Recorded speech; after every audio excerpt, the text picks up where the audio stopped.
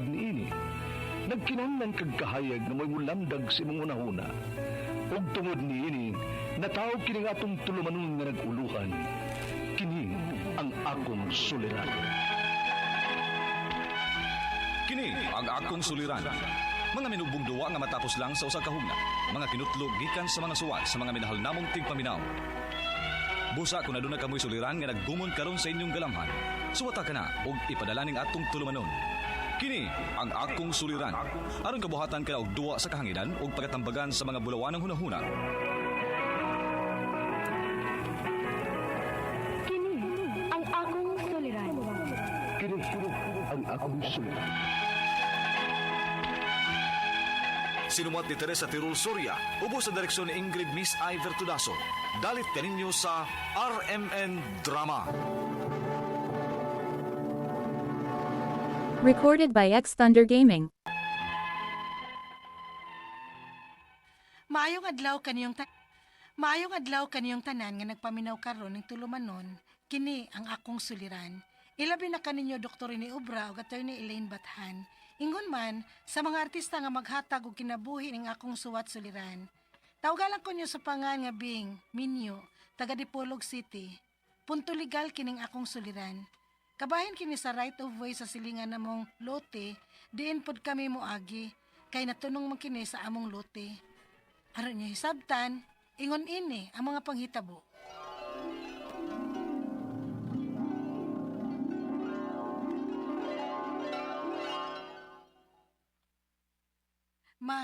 Mananghidi ay may niluwil ninyo ni Papa nga may plano may nga maglain og puyo. Ngano man na? Nga okay raman ang mo din sa bahay, di ba? May nahimo ba Miss Papa ninyo nga gikay ubos ninyo maong nagplano namong maglain? Si Mama. Maoy. Siyempre, minyo na good me. Og nagplano nami nga mga anak. Mao nga magkatuon nami nga magpuyo sa among kaugalingon. Nga dili na magsalig ninyong Papa. Og naningkamot man sa dang akong bana mga makaluti mi. So nakapalit na mi. Og giplanuhan na namo nga tukuran na mogbay bisag gamay lang good. Kay kami pamanduha. Okay raman gud unta din sa bahay. Ma, doon na ba ako mga igsuon? Og dili sad ko magpaabot mga doon ay malain namo nga hangtod karon ni apauban ninyo ni Papa, kami si Luwel. Og si Luwel sab dili sad kampante nga nangipon mi ninyo. Sige lang gud pa. Ano ba sad makaton ning Luwel nga magkida og galingon nga dili na magsalig ninyo. Nasiki kod, kamo kod. Unya kanus aman ninyo planong magtukod og bahay, ha? Kay mo suporta ning Papa ninyo.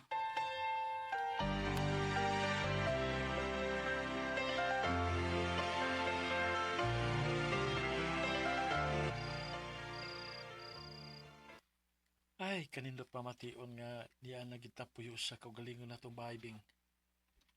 Kiniging akong, gini akong kipangandoy ka ni Alto pa. Uban mo. Bahala og gamay nga bahay, basta.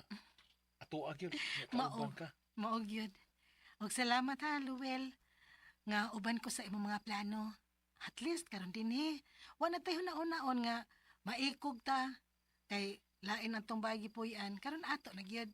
O gusto ka, bahala gamay basta ato ah. Sige lang. Kung may anak na unya ta, hinahinayan na natong padako. Kaya siyempre, magkadako man niya ang atong pamilya. Puso na tas kwarta na. Sugdala na itong padako ang atong pamilya. Magbuhat na nagkamagwangan. Amayo.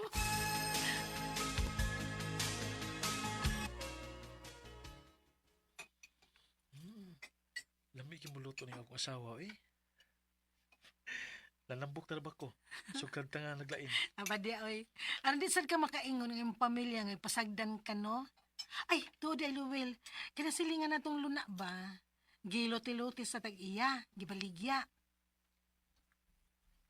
Ba? Oh, may noon. May silingan na ta. Lagi. Mualigri na unya ta din Kay may umaabot naman tang daghang silingan.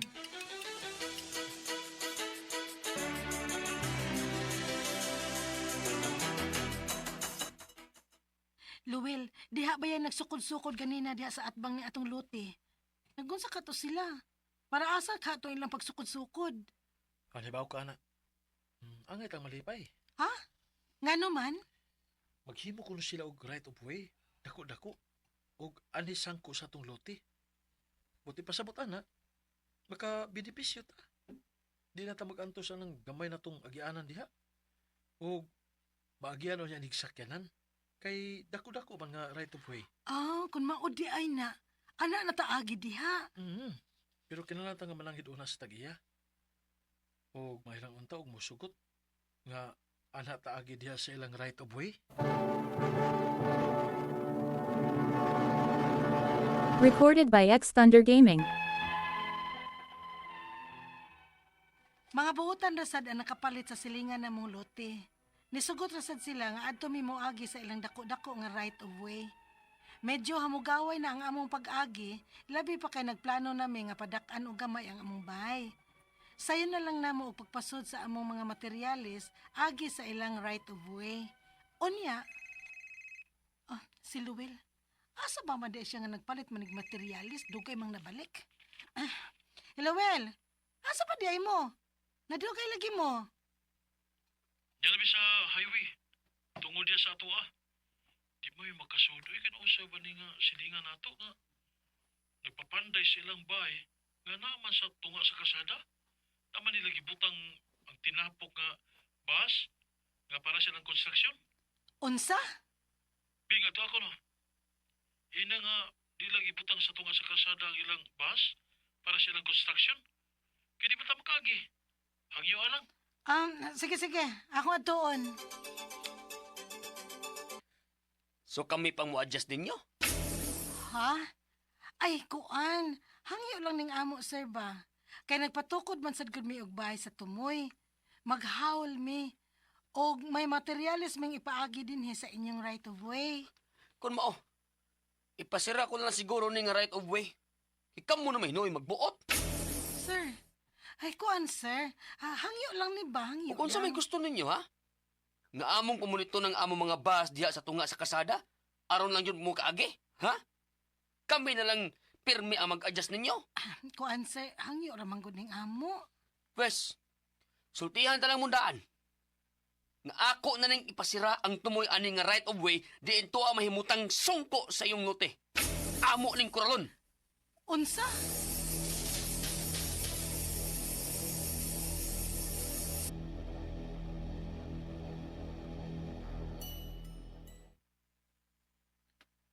Grabe yan naman sa bnilaw Mihangyo naman ang tata. Gani.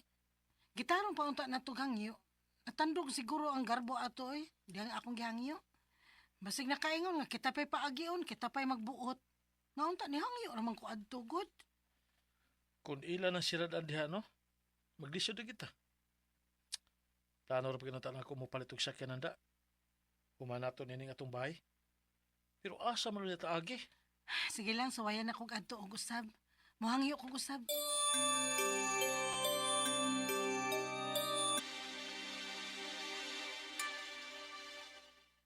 Awa na. Dili na. Nakadesisyon nami nga kuralon na namo ang right of way. Kay mo na mong parkinganan. Unsa, sir? Na, sir, ay pahangyo lang ko din taon ni sir. Uy, kay maglisod man unya mi dito sa tumoy, kay nasuok man ang among bahin. Dili na ako problema, oy. Pangita na unya mong broker o pag-anda mong abogado kung gusto mong buagi din eh. Ha? Abogado?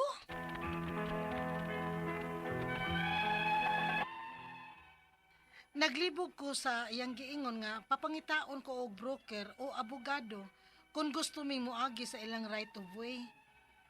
Kinahanglan pa bago di ay na? Ang ako mga pangutana mao kining mosunod, unang pangutana. Dili kami ang tag-iya sa right of way. Unsa pa gyud di ay balaod aning right of way? Apil ba mi o may katungod ba sabming makaagi sa ilang right of way? Ikaduhang pangutana.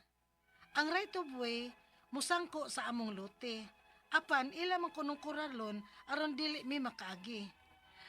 Mahimo ba di ay na nga di ba para man sa tanang tao ka ng right of way? Ikatulong pangutana. Ang ilang giingon o rason sa ilang pagkural sa right of way kay ila kunong himuong parkinganan og i-dead end nila ang dapit sa among lote. Husto pagod ni? Ikaw pa to katapos ang pangutana. Unsa may among buhaton aron makaagi mi sa ilang right of way? Ang poong pa nila nga makigistorya lang kuno mi og usa ka broker o mag-anda mi og abogado kung gusto gyud kuno namong moagi. Kinahanglan magud ni? Palihog, tabangi og tambagi ko. Kini ang akong suliran, Bing. Maayong adlaw mga suking tigpaminaw kini si Attorney Elaine Bathanog. Ako karong adlaw ang muhatag ninyo og tambag, tubag, solusyon, kalinawan sa inyong mga pangutana, mga problema na may punto, legal, personal, mga pangutana nato kabahin sa tuwang mga kapikas, karelasyon, mga emotional, nga mga pangutana kabahin sa tuwang mga kabtangan, ato ang mga papilis, mga dokumento, unsa pa ng mga kahimtang nga kinahanglan og kaalam og eksplanasyon kabahin sa balaod, please ipadala ang inyong suwat sa suliran_612@yahoo.com or sa ato ang Facebook account nga kini ang Akong Suliran Official Writers Page. Pwede sad atong ipadala sa 3rd floor Jose R. Martinez Building, Osmeña Boulevard, Cebu City. Kumusta guys? Kumusta man ang atong mga suking tigpaminaw? Hinaut unta nga sa matag adlaw nga naminaw mo, nalingaw mo sa mga drama o na-inspire mo sa ilahang mga life story and naamoy makutlo na pagtulunan o inspirasyon kadasig para mo padayon tas ato ang kinabuhi nga permi na ko ingon dili perfect si life pero mahimo ra gyud po ng perpekto kung atong i-turn into positive ning kaning atong mga problema og mga suliran. Una, naara gyud ni kahumanan. Ikaduha, di ni nato kinahanglang dibdibon, no? Kinahanglan sad gyud nato kibawtang muda og problema. Ayaw galma guys, no? Kung pananglitan, nagsakit atong dughan kay gibiyaan tas ato ang kapikas. Hala, musamot ta niya kuman nagloblob ta, naglusyang ta, naglago ta. Aw, dubli atong alkansi.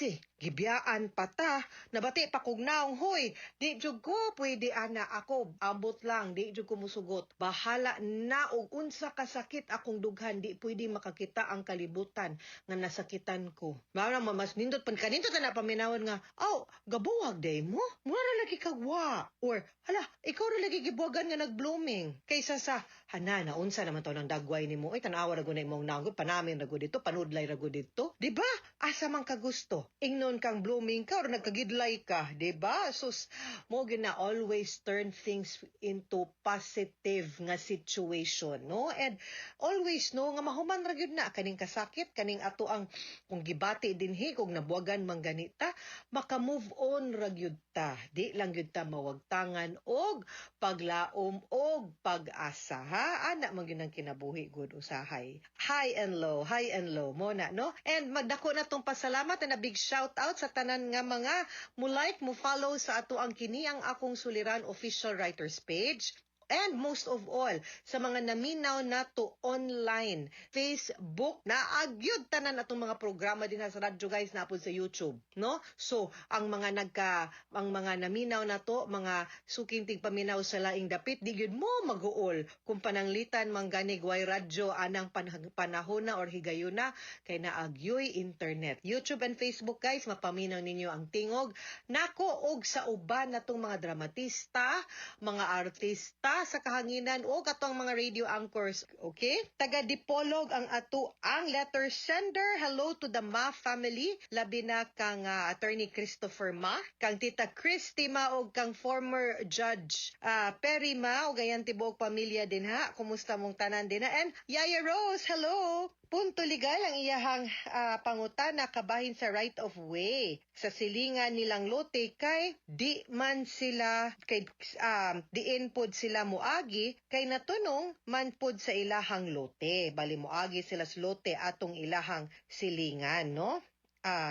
Mo ni murag ilaabi man gud nila buotan ra pod, no? So mo ni ang problema nila, no? Nga pangitaan kuno broker ug abogado nga gustong moagi sa ila, kung gusto moagi sa ilang right of way kinahanglan kuno mobayad. So unang ilang pangutana angkon man sila nga dili sila tag-iya sa right of way. Unsa bagyo day balaod aning right of way? Apil ba mi or may katungod ba sa ming makaagi sa ilang right of way? Okay, ani gyud ni. Naa dili manggud tanan nga mga yuta na ay dalan or na ay agianan na magiuban nga nababoy dito sud, no?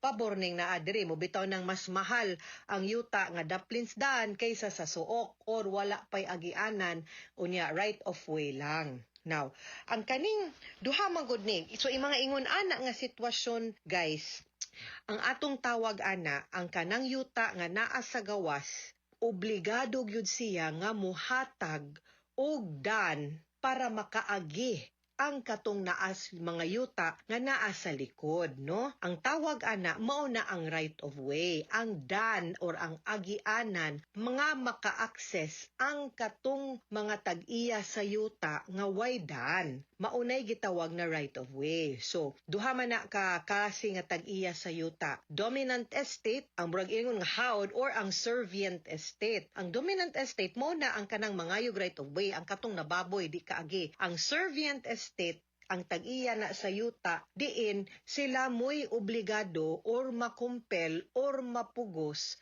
nga mupaagi sa ilahang yuta or mugahin og portion sa ilang yuta para maagian sa dominant estate, no? So, kung moingon ka nga ang balaod manggod ana nga obligado ang servient, no? Servient nagsilbi nga estate nga mugahin og a certain portion sa iyahang yuta para makaagitong naasluyo. Now, ang kaning right of way di pud ni basta-basta nga ang kaning dominant estate katong walay agianan maingon nga akong gusto kana tunga-tunga ko kay maglisod ko ari kog kilid oy dili pod. Naapod na say balaod naapod na sa balaod nga nag-ingon nga ang list ang pinakaduol sa dalan or mga oy accessible or dili makahasol sa servient estate mo'y itagana as a road right of way. Dili pod makabuot ang servient estate ug aski asa lang niya gusto nga asa siya gusto mo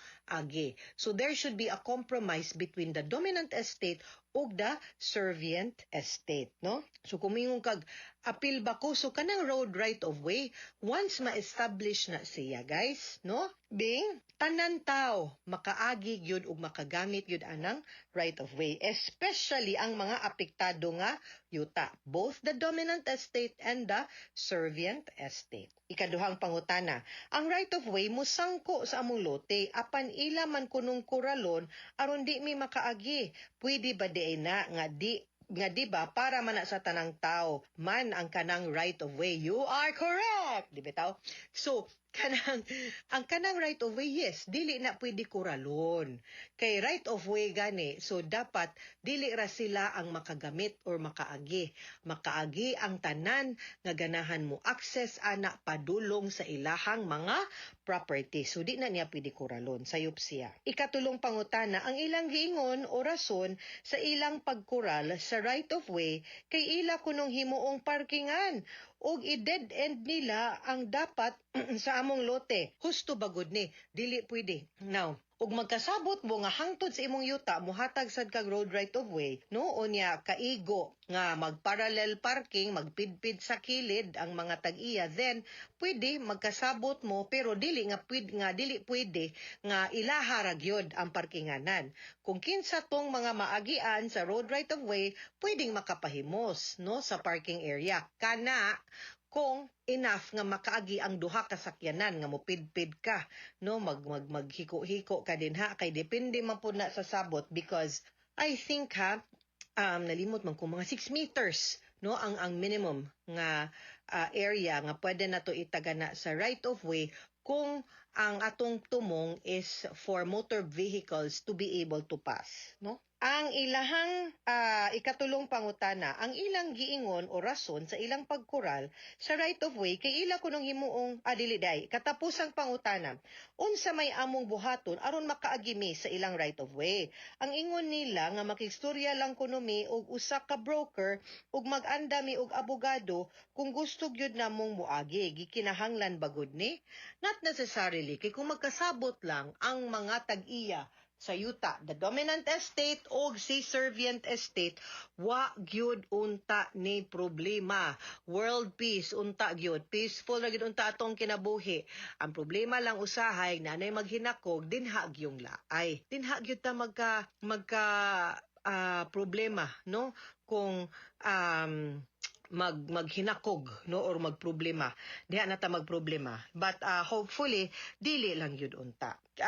Pero in kaso yun, no, I think better nga pwede ra kay silingan man mo, no, so pwede yun nga sa barangay lang sa nga magkahusay mo, magkasabot mo ug asa dapita, asa taman nya himuan na ninyong tamdanan nga magkasinabot mo sa terms ug conditions pud sa paggamit sa road right of way. Ug dili gani gyud pwede gyud tam akani ni tatag abogado dili broker, abogado kay para mukihag gyud ta for kaso nga gitawag og easement of a road right of way. Meaning to say, ato silang ikiha ang kaning servient estate, ang kaning imong silingan, aron mapugos siya kay ang korte na may mumando niya nga kaning nga lugara itagana na siya as a road right of way ug dat dili na niya pwede kuralon kay kinahanglan makaagira gyud ang tanan diha dapita. Mga sukintig paminaw, hinaut unta nga namoy nakutlo na pagtulunan karong adlaw. Kini si Attorney Elaine Bathan, daghan kay salamat sa inyong pagpaminaw sa atong tulumanon.